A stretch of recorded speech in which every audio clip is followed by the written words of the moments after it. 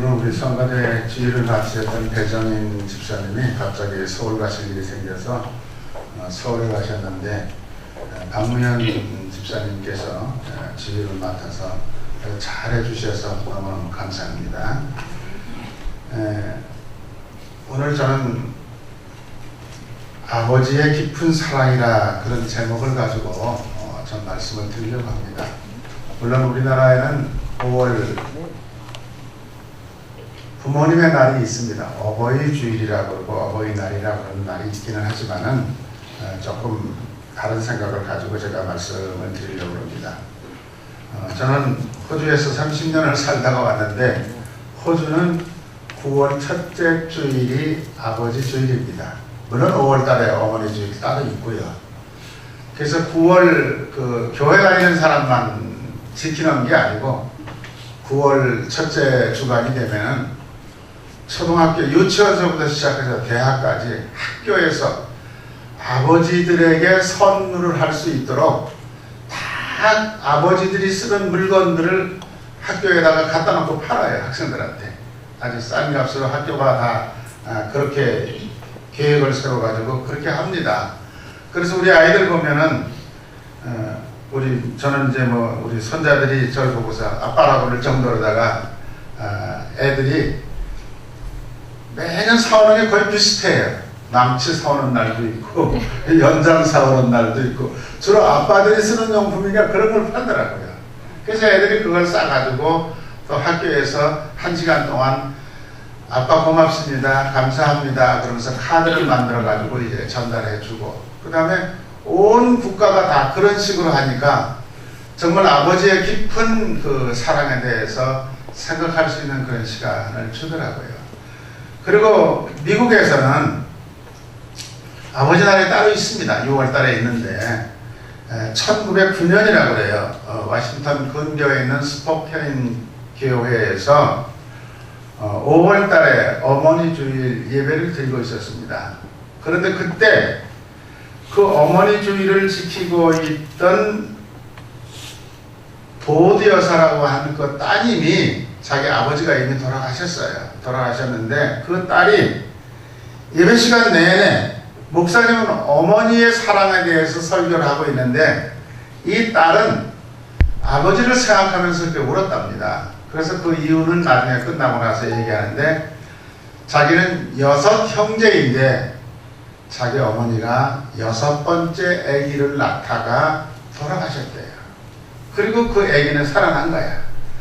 그 아버지가 6명의 자녀들을 엄마처럼 다 보살펴가지고 잘 키워서 유능한 사회인 될수록 다 만들어 놓으시면서 3년 전에 세상을 떠나신 거예요. 근데 뭐 어머니 주일날 아침에 이렇게 앉아서 생각을 해보니까 자기는 엄마보다는, 물론 엄마도 수고하셨겠지만은 아버지 생각이 너무 많이 나서 많이 울고 예배가 끝나고 난 다음에 담임 목사님을 찾아가서 얘기를 했대요. 목사님, 왜 어머니 주일만 있습니까? 아버지 주일을 좀 지키면 안 됩니까? 목사님이 깜짝 놀라서 왜 그러냐 그러니까 그 얘기를 쭉 하면서 내년에 6월 19일이 우리 아버지, 돌아가신 아버지 생신날인데 그날을 기념해서 우리 교회에서만이라도 아버지 주일을 좀 지켰으면 좋겠다, 그렇게 얘기를 했다는 거예요. 그래서 그 목사님이 그거 참 좋은 생각이다. 성경에도 보면은 잠언이나 시편에 보면은 내 아비의 말을 청종하라 하는 말이 참 많이 나와요. 아버지를 잘, 부모님을 섬기라는 얘기가 나오는데 우리가 엄마만 생각했지 아버지를 생각 못했으니까 한번 우리 교회에서만이라도 시작을 해보자. 그래가지고 이제 그 교회에서 그냥 목사님이 매년 그 6월 달이 되면은 그 아버지 생신 앞뒤를 맞춰서 아버지에 대한 제목을 가지고 설교하면서 예배를 드렸어요. 근데 그게 소문이라고 퍼져나가서 1926년에 아버지 날 전국위원회가 만들어졌답니다. 그러고 난 다음에 닉슨이 대통령이 되었을 때 1972년에 닉슨 대통령이 6월 3번째 주일을 아버지 주일로 하고 아버지 날로 한다, 전 미국의 모든 국민들은 6월 셋째 주일은 아버지를 생각하면서 하루를 살아가도록 한다. 그래서 정식으로 발표를 해서 지금도 미국에서는 6월 세 번째 주일이 아버지 주일로 지키고 있습니다. 그래서 이런 여러 가지를 생각하면서 그럼 호주에서는 왜 9월 1일 날 첫째 주일을 아버지 주일로 했을까? 자세한 기록은 없어요. 없는데 제가 이제 호주 목사님들한테 여쭤보니까 호주는 9월 1일부터 계절이 바뀌는 봄입니다. 새봄. 9월 1일부터 봄이라고 그래요. 그래서 그 계절이 바뀌는 새봄의 첫째 주를 아버지 주일로 지키는 게 좋겠다. 그래서 교단에서 장로교단에서 그렇게 결정하고 지금은 전 국가가 그날을 아버지 날로 지켜오고 있습니다. 여러분이 아시는 대로 한국은 1956년부터 5월 8일을 어머니 날로 정했죠. 그래서 지켜왔습니다.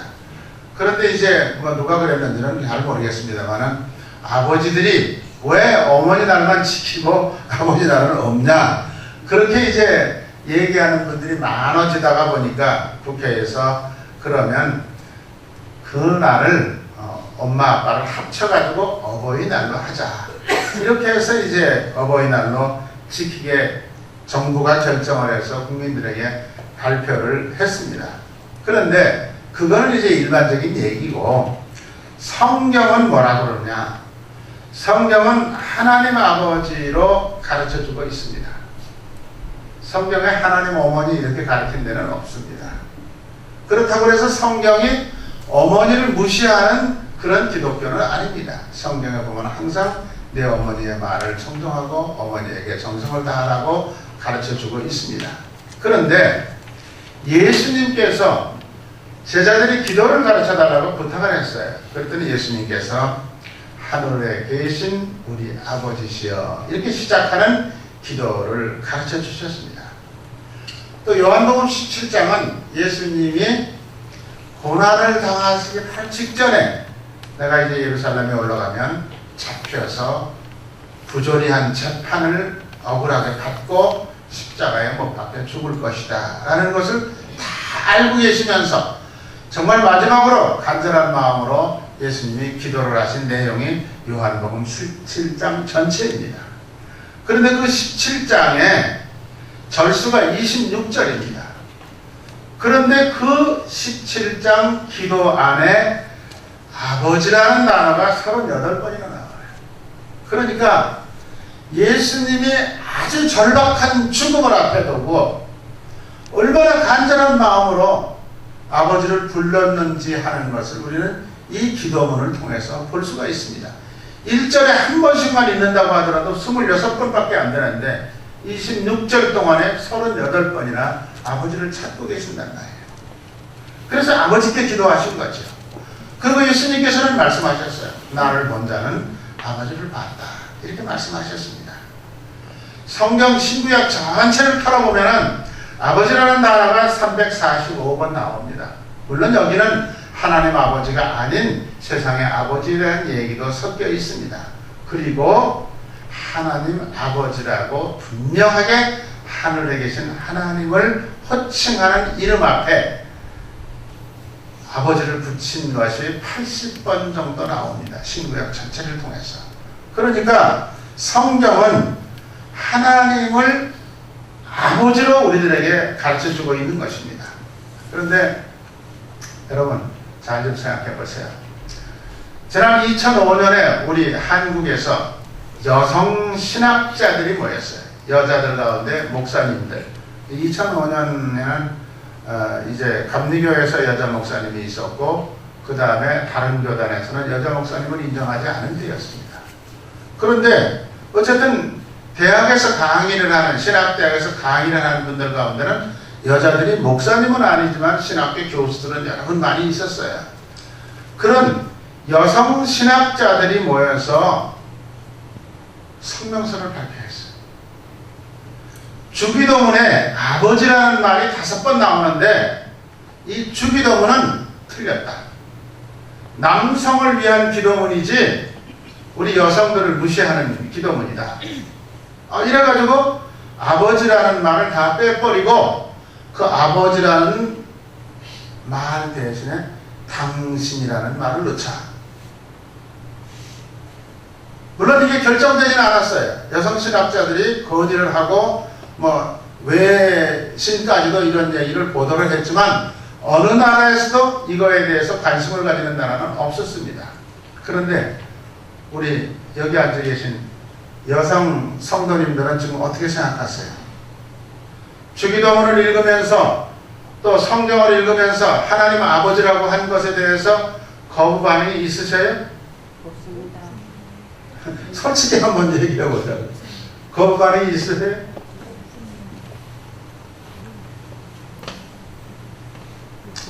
자, 우리가 한번 생각해 봅시다. 이 아버지라고 그러는 단어는 예수 그리스도께서 선택해서 사용하신 단어입니다. 절대로 여성을 무시하기 위해 하는 그런 마음가짐을 가지고 가르쳐 주신 기도문도 아니고 그런 마음을 가지고 기도하신 분도 아닙니다. 성경 전체를 읽어보면 여권 신장 운동에 대해서 가장 앞장섰던 분이 예수님이었습니다. 그리고 기독교였습니다. 그런데도 불구하고 여성 신학자들이 그 말 단어 몇 개를 가지고 그렇게 성명서를 발표하고 외국에까지 다 소문이 나도록 만들었지만은 결국은 그렇지 않다. 성경에 말하는 하나님이라는 것은 남성을 꼭 대신해서 얘기하고 여성은 무시하는 그런 식으로 표현된 말이 아니다. 사람이라는 것을 전제적으로 해서 만들어 놓은 말이기 때문에 그리고 예수님이 선택하신 단어이기 때문에 우리는 그거를 성경을 1.1핵이라도 고쳐서는 안 된다. 고칠 필요도 없다. 그래서 그냥 무마되고 말아버렸어요. 그러나 앞으로도 이런 분들이 또 나타날 가능성은 얼마든지 있습니다. 그래서 우리는 이걸 분명히 할 필요가 있고요. 그 다음에 성경에서 말하는 아버지, 오늘 성경에 나오는 많은 인물들 가운데 아버지로서의 역할을 했던 분들을 우리가 한번 생각해 봅니다. 그리고 특별히 이제 오늘 성경 말씀 사무엘 하에 보면은 다윗 임금이 나라를 통치하고 있을 말년입니다. 40년을 통치했으니까 아마 한 5, 6년쯤 됐을 무렵이겠죠. 자기 아들 가운데 압살롬이라고 하는 아들이 있었는데 이 아들이 조바심이 생긴 것 같아요. 자기가 빨리 왕을 하고 싶은데 자기 아버지 너무 건강한 거야. 그리고 왕 자리를 내놓을 생각도 안 하고 계셔. 그러니까 자기 또래 젊은이들을 모아가지고 쿠데타를 했어요. 자기 아버지를 내쫓기 위해서. 그 내쫓는 정도가 아닙니다. 이제 아예 없애버려야 되겠다. 죽여버려야 되겠다. 이렇게 생각하고 압살롬이라는 아들이 자기 친구들을 모아가지고 쿠데타를 하고 내가 이제 왕이 되면 너희들 다 한 자씩 줄게 하면서 지금 되어진 내용이 여기 사무엘 하에 기록된 성경 말씀입니다. 아들이 그렇게 난리를 치니까 이 다윗 왕이 어쨌든 일단 자리를 피했어요. 피해서 이리저리 피해 다니면서도 이 다윗 왕의 생각은 괘씸한 놈. 이 생각보다는 저렇게 까불고 돌아다니다가 내 아들이 다치면 어떡하게 되냐. 또 다윗 왕을 지금까지 지켜온 그 나라의 군대가 있어요. 요즘 말하면 경찰도 있어요. 그런데 그 사람들이 지금 반란을 일으켜가지고 쿠데타를 일으킨 그 세력을 다 없애버리려고 펄펄 뛰고 다니는데 그러다가 내 아들이 죽으면 어떻겠느냐 이런 생각이 늘 마음속에 자리 잡고 있었다는 거죠. 그런데 여러분 아들이 죽었다는 소식을 들었어요. 그 차마 그 종들이 부하들이 아들이 죽었다 이 얘기를 못했어요. 지금 반란을 일으킨 모든 사람들이 그 아들처럼 됐으면 좋겠습니다. 이렇게 가서 일러 바칩니다. 그때 그 말이 무슨 말이에요? 당신의 아들이 죽었는데 그 반란을 일으킨 모든 놈들이 그놈들 다 그렇게 죽었으면 좋겠다. 그런 뜻으로 가서 아주 점잖게 말을 돌려서 얘기를 했는데 이 다윗은 영리한 사람이어서 그 말을 금방 알아들었어요. 알아듣고 통곡을 하면서 내 아들 압살롬아, 압살롬아, 내가 너를 대신해서 죽었더라면 좋았을 텐데. 압살롬 내 아들, 압살롬 내 아들 하면서 땅을 치고 울더라는 거예요. 그 얘기가 성경에 기록된 거예요. 자, 여러분 보세요. 물론 여기 계신 아버지 어머님들도 다 자식에 대해서만은 내가 차라리 벌을 받았으면 좋겠다, 내가 차라리 아팠으면 좋겠다, 뭐 이렇게 생각하는 게 우리나라도 그렇고 세계 어느 나라든지 부모님들이 가지고 있는 일반적인 생각이죠. 그런데 이 유명한 다윗 임금이 자기 아들이 죽었다는 소식을 듣고 이렇게 통곡을 하면서 아버지의 그 마음을 성경을 통해서 우리들에게 보여주고 있다는 사실입니다. 그 다음에 누가복음 15장에 보면 여러분 잘 알죠? 집 나간 탕자에 대한 얘기가 있습니다. 어느 돈 많은 집에 아들이 둘이 있었는데 작은 아들이 생각을 한 거죠. 우리 아버지가 가지고 있는 재산 가운데 반은 나한테로 돌아올 거니까 미리 좀 달라고 하자. 요즘 뭐 우리나라 그 재산 문제 때문에 부모가 물려준 재산 문제 때문에 아들 딸들 싸우는 꼴들 뭐 여러분들 텔레비전 보잖아요. 재벌 기업들 총수 아들 딸들 가운데 안 싸우는 집 어디 있어요? 다 싸우고 있잖아요. 마찬가지로 그런데 여기 둘째 아들이 아버지에게 재산을 달라고 그럴 때 아버지가 순수하게 다 몫을 정해가지고 나누어 줬다고 성경은 가르치고 있습니다. 이 아들이 나가서 돈 가지고 들고 돌아다니면서 술 먹고 뭐 요즘 세상 말로 하면은 마약하고 허랑방탕하고 돌아다니면서 놀았겠죠. 돈이 있을 때는 자기를 따라다니는 친구들도 많이 있었고 얻어먹으려고 따라오는 친구들도 많이 있었지만 그 돈 다 떨어지고 나니까 자기 중에 한 사람도 없이 다 가버렸어요. 그래서 너무 배가 고파서 돼지를 키우는 집에 가서 돼지가 먹는 쥐염 열매라고 하는 그 열매를 먹으면서 같이 앉아가지고 먹고 견뎠다는 거죠. 그러니까 어느 날 정신이 바짝 들었어요. 아, 내가 이런 거 살 게 아니라 아버지 집으로 가자. 아버지한테 가서 얘기하면 우리 아버지 집에는 농부들, 일하는 일꾼들이 얼마든지 있는데 그 일꾼들도 밥은 배불리 먹고 있지 않는가. 가자. 그리고 집으로 돌아갔다는 얘기 아닙니까? 가서 아버지에게 얘기를 했죠. 아버지, 저는 아버지에게 큰 죄를 지었습니다. 저는 이제 아들이라고 부를 만한 그런 자격이 못 되는 사람입니다. 저는 너무 많은 죄를 지었으니까 다 용서해 주시고 저를 품꾼의 하나로 써주십시오. 그렇게 부탁을 했는데 아버지는 웬걸 전혀 그 말에 대한 대답도 성경은 없습니다. 자기 아들이기 때문에 재산을 탕진하고 거지가 돼서 돌아왔는데도 아버지는 다 무조건 어디 가서 그 돈 어디 있었니? 조목조목 쳐봐봐라. 이러지도 않으셨어요. 그냥 무조건 다 용서하시고 사랑하는 아들로 다시 받아주시고 거지처럼 다 떨어진 누더기 옷을 벗기시고 새 옷을 입혀주셨습니다. 그리고 품꾼이 아닌 아들로 받아주셔서 잔치를 베풀고 그 잔치를 통해서 용서를 선포하고 그리고 죽었던 아들이 다시 살아왔다고 선포하시면서 온 마을 사람들하고 잔치를 베풀었다. 그게 성경의 얘기입니다. 여기서 아버지는 누구냐? 하나님을 얘기하는 겁니다. 하나님은 이런 분이에요. 우리가 과거에 지은 죄가 아무리 많다고 하더라도 여러분들을 다 자녀로, 아들로, 딸로 받아주셨기 때문에 언제든지 마음의 문을 열고 기다리시고 용서해 주시는 아버지의 사랑을 성경은 우리들에게 이렇게 가르쳐 주셔요. 이런 아버지의 사랑이 곧 하나님의 사랑이다. 모든 아버지들은 하나님의 이 사랑을 본받아서 자기 자녀들을 사랑하고 자녀들을 위해서 염려하고 걱정하고 계시는 것이 또 오늘 여러분들의 마음속에 자리 잡고 있는 생각입니다. 이게 이제 성경의 얘기인데, 저는 이 시간에 그럼 성경은 이렇게 되어 있다. 그렇다면 이 지구상에서 예수 그리스도를 믿는 크리스찬 아버지들은 도대체 어떻게 자녀들을 키우느냐. 물론 이 자리에 계신 여러분들 다 기도하시면서 자녀들을 훌륭하게 키워주신 줄로 믿습니다. 수고 많이 하셨습니다. 또 여기 자녀들, 젊은 자녀들은 자기 아버지가 뭐 공부를 많이 하셨든지 안 하셨든지 출세를 했든지 안 했든지 상관할 필요 없어요.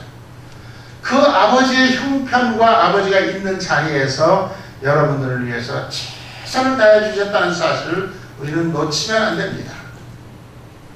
그런데 그 많은 분들 가운데 제가 대표적으로 여러분들이 너무너무 잘 아시는 분입니다. 강영우 박사라고 하는 분이 있습니다. 이분 장로님이에요. 4년 전에 세상을 떠났어요. 1943년생인데 이분은 13살 때 경기도 양평에서 초등학교 학생이었는데 운동장에서 축구를 하다가 축구공에 맞아가지고 실명을 했어요. 눈이 안 보이는 장님이 되어버렸어요. 그런데 이분의 말에 의하면 자기는 그것을 고쳐보려고 자기 아버지가 시골 논 땅 다 팔아가지고 서울에 있는 병원에 데려와서 다 돌아다녔지만 고칠 수 없다는 판단을 받았대요. 그러고 난 다음에 2년 동안은 교회 다니지도 않던 사람인데 하나님께서 고쳐주시면 되지 않을까 싶어서 교회를 그냥 열심히 다니면서 기도했다는 거예요. 그런데도 고침을 못 받았어요. 그리고 이제 자기 누나가 하나 있었고 그 다음에 동생이 둘이 있었습니다. 누나가 그때 18살이었대요. 고등학교 2학년 학생이었어요.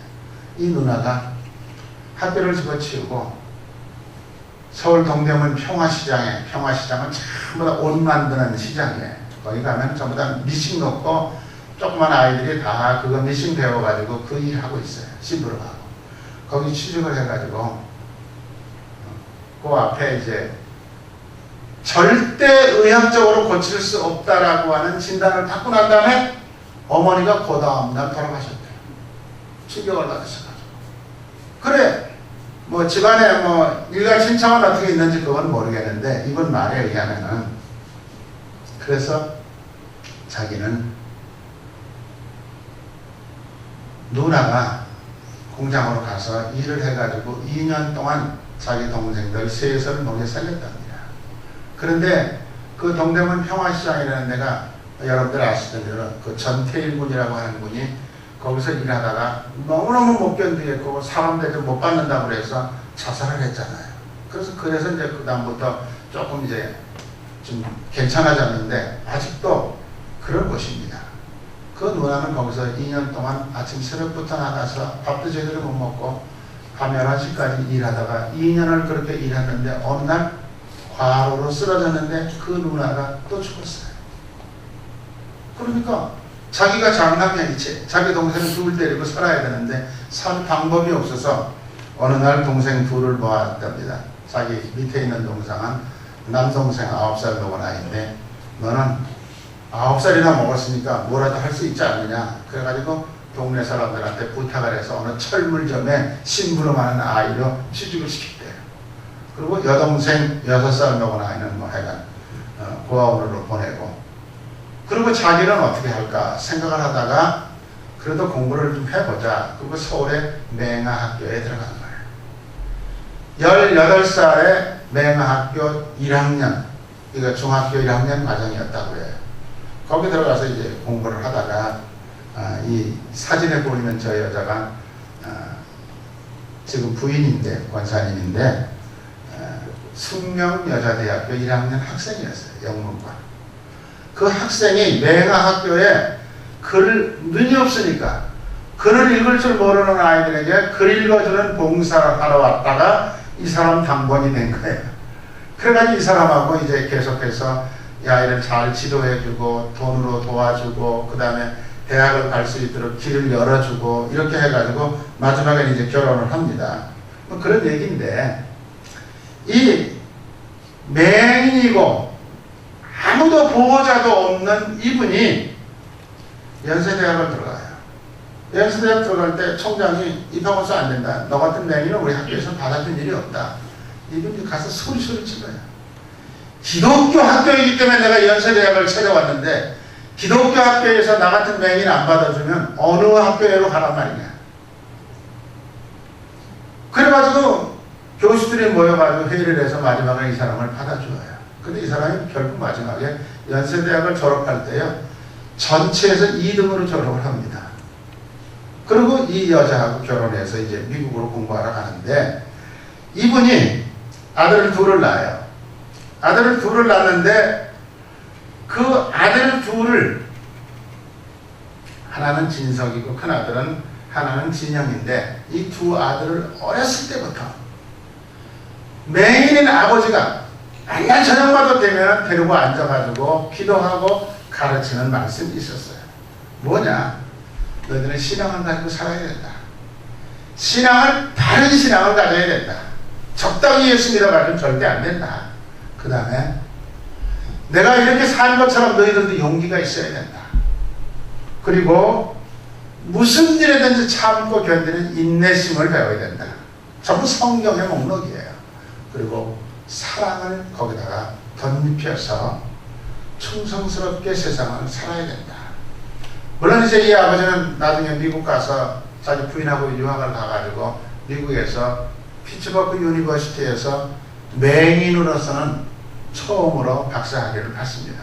박사학위 받고 난 다음에 백악관에 취직을 해요. 백악관에 우리나라 말로 하면 정책, 교육, 정책 차관보가 됩니다. 그러고 나서 이 아들을 둘을 그렇게 키웠는데, 큰 아들은 나는 우리 아버지처럼 아파를 못 보는 사람들을 고쳐주는 의사가 되겠다. 그래가지고 안과 의사가 됐는데, 물론 자기 아버지 눈은 고칠 수는 없다고 판단이 된 사람이지만, 이 아들이 얼마나 성실하게 신앙적으로 자라서 잘 의사 노릇을 했느냐 하면은 2011년에 미국의 워싱턴 포스터지가 미국에 있는 의사 가운데 가장 훌륭한 멋진 의사 한 사람을 뽑았는데 이 친구가 뽑혔어요. 30만 명을 수술을 해줬대요. 그런데 한 번도 사고가 나질 않았답니다. 수술할 때마다 자기 아버지가 가르쳐준 대로 기도하고 사랑으로 환자들을 대해주다가 보니까 소문이 나기 시작해서 워싱턴 포스터지가 뽑은 의사 넘버원이 되어버린 거예요. 이게 보통 일이 아니죠. 더군다나 미국같이 인종차별이 있는 사회에서 한국 사람이에요. 그 다음에 둘째 아들은 변호사가 됐어요. 변호사가 됐는데 그것도 똑같아요. 변호사가 됐을 때 역시 미국의 워싱턴 포스터지가 젊은 변호사, 나이 40 미만의 변호사 가운데 미국을 움직이는 사람 40명을 뽑았는데 그 가운데 이 아이가 들어갔어요. 미국의 인구가 여러분 2억이 넘어요. 그런데 거기서 그 쟁쟁한 변호사들 다 물리치고 젊은 변호사로서 40명 안에 들어가다 보니까 오바마 대통령이 대통령 되면서 법률 선임 고문으로 그 아이를 백악관에 취직을 시켰어요. 여러분 얼마나 멋있어요. 이게 다 하나님의 은혜였다는 거예요. 내가 장님이 뭘 할 수 있었겠느냐. 난 하나님 앞에 기도하면서 이 아이들을 하나님의 말씀으로 교육시키려고 늘 애썼다. 그래서 이 아버지가 쓴 책이 아버지와 아들의 꿈이라고 그러는 책을 썼는데, 이 책에 읽어보면은 그 두 아들을 교육시키던 내용이 여기 다 책 속에 들어있습니다. 제가 이 책을 지금 이 시간 다 설명을 드릴 수는 없고, 여러분들이 만약 기회가 된다면, 책이 나온 지가 좀 오래됐지만은 사서 읽어보시면서 나도 지금까지 내 방법대로는 잘했지만은 또 새로운 방법으로 내 자녀들을 가르쳐야 되겠다 하는 그런 꿈, 또 특별히 젊은 엄마들, 아빠들 앞으로 될 사람들은 그런 생각을 가지는 것도 굉장히 중요하다는 생각이 들어요. 그리고 이 강영호 박사는 그 후에 MBC에서 눈먼 새의 노래라 하는 제목으로 특집 연속극을 만들어서 방영한 때도 있었습니다. 우리나라 전 국민들이 다 봤죠. 그 다음에 영화 빛은 내 가슴에 하는 그런 제목으로 영화가 만들어져서 나왔습니다. 그래서 한때는 뭐 모든 분들이 또 그 영화 보느라고 아우성들을 쳤죠. 이게 제 두 아들하고 찍은 사진이에요. 뭐 두 아들이 형제 똑같은데 이쪽에 있는 게 큰 아들이고 이쪽에 있는 게 작은 아들인데 이렇게 두 아들을 잘 키웠어요. 거기뿐만 아니라 철물점에 들어갔던 자기 동생을 미국으로 데려갔어요. 근데 그 철물점에 다니던 그 사람은 미국 와서 뭘 하겠어요? 공부를 안 했는데 세탁소 했답니다. 그리고 딸 셋을 낳아서 키우는데 딸 셋이 다 박사학위를 받았어요. 고아원으로 보냈던 여동생도 나중에 찾아가지고 또 미국으로 데려갔는데 그 집은 아들 둘인데 아들 둘이 다 박사학위를 받았어요. 그래서 이 강영호 박사는 하나님께서 도와주시지 않으면 이런 일은 있을 수가 없는 일이다. 이건 정말 하나님의 은혜였고 하나님의 사랑이었다.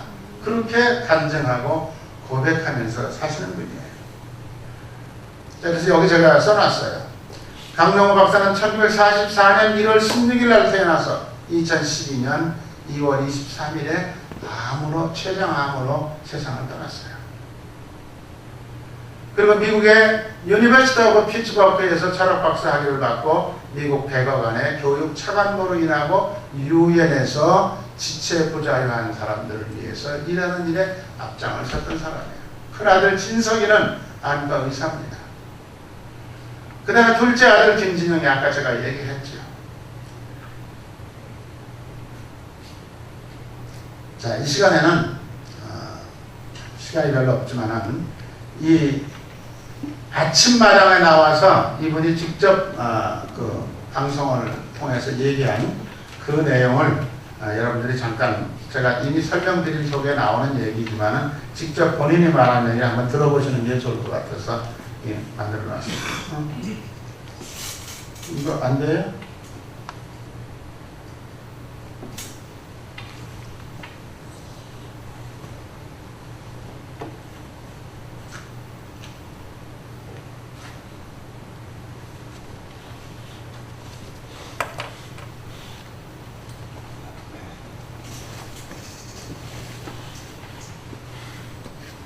죄송합니다. 다른 데 있는 거를 가져오다 보니까 좀 필요해요?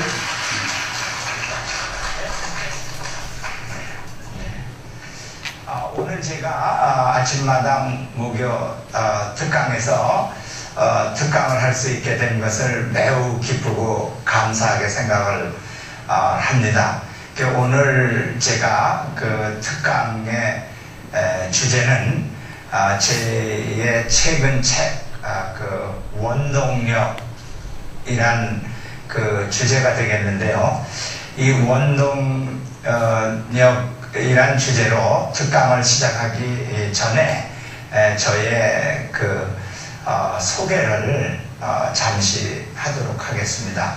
저는 10대 소년 시절 13살에서 17살, 그러니까 4년 그 사이에 아버지가 세상을 떠나시고 또 이제 외상에 의한 망막박리로 시력을 잃게 되고 또 시력을 이제 영원히 회복할 수 없다는 그런 실명 선고를 받던 다음 날 어머니가 또 충격으로 세상을 떠나셨습니다.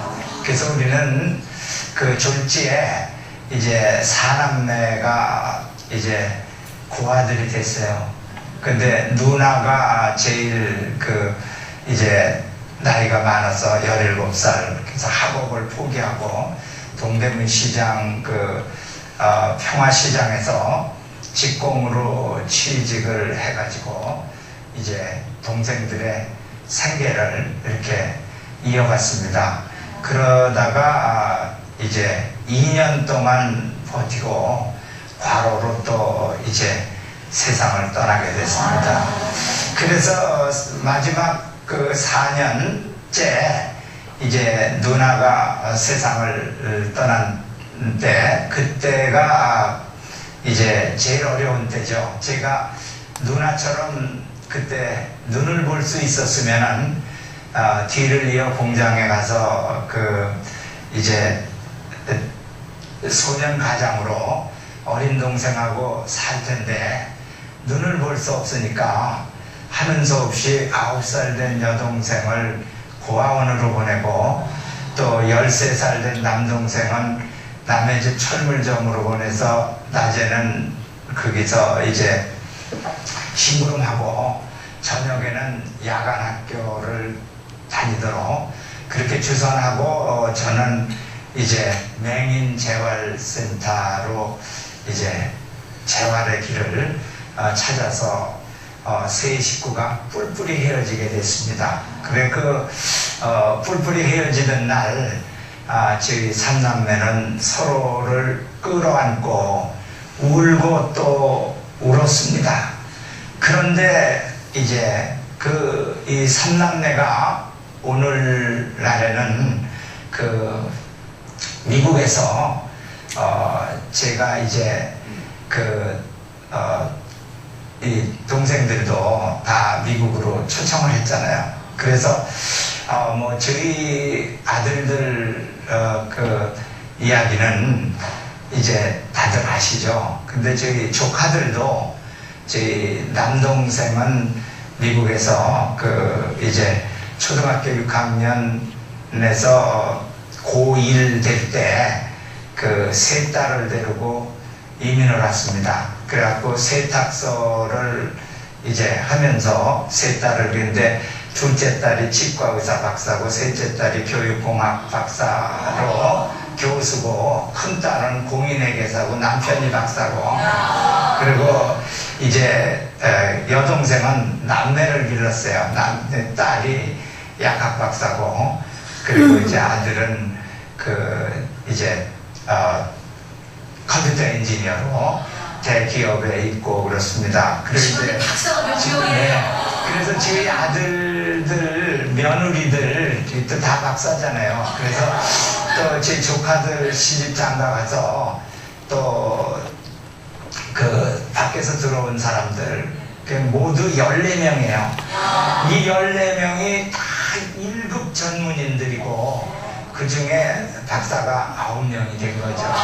그래서 많은 사람들의 이제 존경과 사랑을 받는 이런 이제 자리에까지 도달을 했습니다. 그런데 이런 자리에 이제까지 도달을 하기 위해서는 무엇보다도 이제 제가 교육학을 연세대학교에서 이제 공부하기 시작해서 그 분야로 박사학위 받고 그 분야로 살면서 그 교육의 참된 방법을 저의 삶 속에 이제 활용하고 또 자녀들에게 적용하고 또 이제 다른 젊은이들, 젊은 세대들에게 그를 활용할 수 있도록 이렇게 이제 책을 통해서 강연을 통해서 그렇게 전달함으로써 이제 다른 젊은 세대들도 인물을 기르고 또 명문가를 만들게 하는 그것이 지금까지의 이제 사명이고 오늘은 거기 중심으로 이제 강의를 하는데요. 제가 맨 처음에 이제 서울맹학교 중학교 1학년을 시작할 때 저는 인생 5년 시각생이었어요. 병원에서 2년, 또 제가 기도해서 눈 고쳐달라고 기도하느냐고 2년, 재활센터에서 1년. 그래서 5년 늦게 18살에 서울맹학교 중학교 1학년을 시작을 했습니다. 그때에 이제 저는 대학을 가서 안마사가 되지 않는다는 그런 이제 꿈이 있었는데요. 그 대학을 가고 유학을 간다는 그 꿈을 실현하는 것이 쉬운 일은 아니었는데 그때 당시에 제가 이제 오늘의 아내를 숙명여자대학교 영문과 1학년생으로 저는 서울맹학교 중학교 1학년생으로 만났습니다. 그러니까 대학생과 중학생이죠. 근데 나이는 1년 연상이에요. 지금도 연상이죠. 그러니까. 네. 그렇게 만났는데, 그때 이제, 눈을 보고도 대학에 진학한다는 게 쉬운 일이 아니었잖아요. 근데 눈을 보지 못하면서 이제 시험 공부를 하고, 그때 이제 입시 준비, 대학 입시 준비하고 그러는 게 전자책 참고서 하나 없는 그런 상황에서 어려웠는데, 제 아내가 이제 그 대학생으로, 숙명여대 학생으로 적십자사 적십자사 청년봉사에 부회장을 했어요. 그 부회장으로 그 이제 대학생들을 맹학교에 데리고 가서 이제 봉사를 한 거예요. 독서 책 읽어주고 이러네. 그러니까 이제 제가 그분들 보고, 아니 나는 대학을 가려니까 참고서를 좀 읽어달라. 그러니까 이제 읽어주면서 이제 그걸 가르쳐주고 그랬죠. 그리고 이제 제 아내가 유학을 준비하면서 코리아 헤랄드 그 영어 학원회를 다녔어요. 그 다니면서 이제 저를 또 데리고 다니니까 그 영어를 그렇게 공부를 했죠. 그러니까 그 학원에서 이렇게 보니까 숙녀복을 입고 저는 교복 입고 이렇게 가니까 동생 금방 이렇게 보이잖아요. 그러니까 참 착한 누나다. 어떻게 맹인 동생을 저렇게 잘 이렇게 보살피나. 그리고 이제 저의 그 학원비는 안 받고, 그러니까 영어는 제가 이제 공짜로 공부를 한 거죠. 네, 그런 식으로. 그리고 마지막에 예, 이제 이게 굉장히 길기 때문에 여기까지만 말씀드리고, 한 가지만 더 말씀드리면, 자기 부인이 원래 이름이 석경순인데 자기가 딱 만나면서 석은옥이라고 지어줬대요. 그래서 그 말은 무슨 말이냐 그러면, 지금 나하고 만나서 이렇게 공부하고 이러는 시대는 돌의 시대다. 그리고 앞으로 10년이 지나고 나면 이제 은으로 바뀐다. 그래서 은의 시대를 또 10년을 살고 나면 그 다음에는 옥의 시대가 온다. 그때가 내가 열려지는, 그리고 꿈을 완전하게 이루는 시대다. 그래서 자기 부인의 이름을 자기가 바꿔줬대요. 그런데 정말 그대로 다 진행이 돼서 정말 오늘날 이분은 돌아가셨지만은 이분이 남긴 여러 가지 책도 많고, 또 이렇게 인터넷에 들어가 보면은 자료도 참 많아요. 그래서 물론 모든 아버지들이 다 이런 마음을 가지고 사시겠지만은 특별히 이분은 장님이었기 때문에 더 다른 사람들에게 감동을 주지 않을까, 이런 생각이 들어서 소개를 하고요. 이 외에도 우리 크리스찬 아버지들 가운데는 참 훌륭한 삶을 사시는 아버지들이 우리 한국에 너무너무 많아요. 누구나 할 것 없이 다 그런 분이에요. 특별히 이제 그 윤형주라고 하는 장로님은 가수이면서 자기 아들을 미국에 유학 보내놓고서 아버지와 아들의 큐티 하는 책을 썼는데, 매일 아침 새벽 기도에 가서 자기가 아들을 위해서 기도하고 성경을 읽고 그걸 집으로 돌아와가지고 인터넷에다가 올려가지고 자기 아들이 다니는 교장한테 이메일을 보내는 거예요. 그 미국 물론 가서 찾아가서 얘기했죠. 그 교장 선생님이 그거를 받아가지고 아침마다 그 아이를 교장실로 불러서 그 메일을 너희 아버지한테서 온 거다 하고 전해줬다는 거예요. 그걸 모아가지고 이제 책으로 썼는데, 물론 그 아들이 그러니까 아주 성공적으로 훌륭한 아들이 됐고요. 그 다음에 오늘 여러분들 그 주보에다가 황성주 박사의 기도문을 제가 여기다 프린트를 해서 여러분들에게 넣어드렸어요. 내 아들아 사랑으로 세계를 품어라.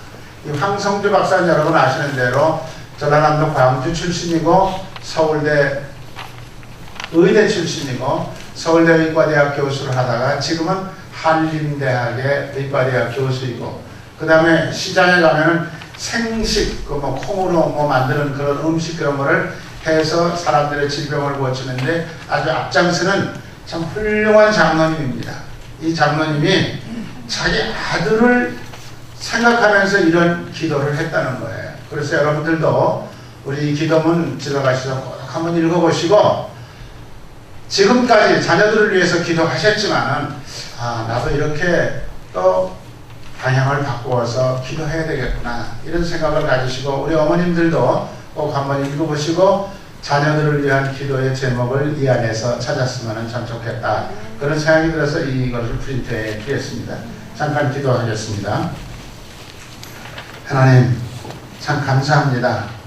오늘 9월의 마지막 주일에 저희들이 이렇게 한자리에 모여서 예배를 드리면서 예수님께서 하나님을 아버지라고 부르셨고 또 성령의 훌륭한 아버지들의 모습이 많이 있어서 저희들이 잠시 생각을 해보았습니다.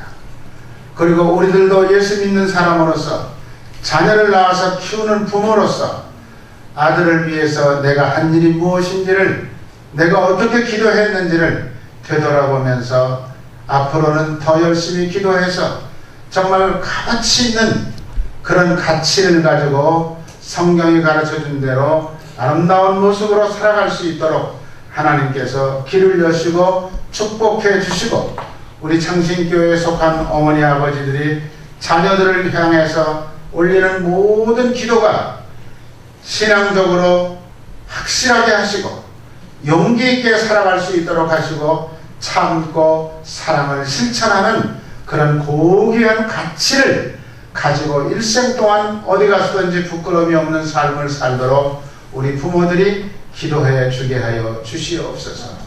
예수님의 이름으로 감사기도 드리옵나이다.